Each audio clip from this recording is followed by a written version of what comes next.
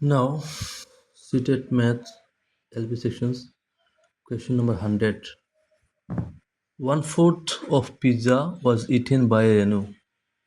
রেনু একটা পিৎজার 4/4 এক অংশ খেয়ে নিয়েছে।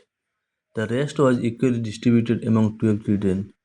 বাকি অংশ যেটা রয়েছে এটা 12 জন বাচ্চার মধ্যে সমানভাবে ভাগ করে দেওয়া হয়েছে।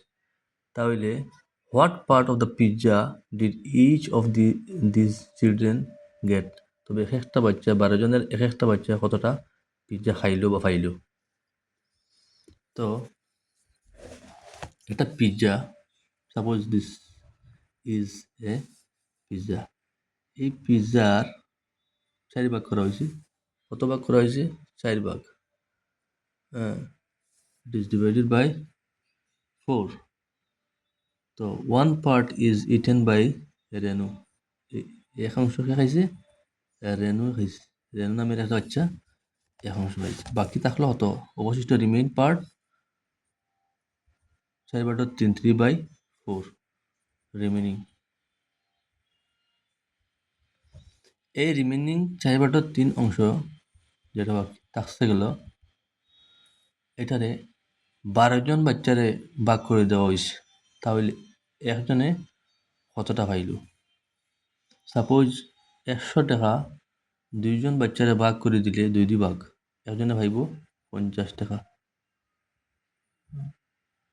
তো সাপোজ 20টা আম 2টা বাচ্চারে ভাগ করে দিলে 20 আম is divided among between 2 children, each of them will get 10 mangoes.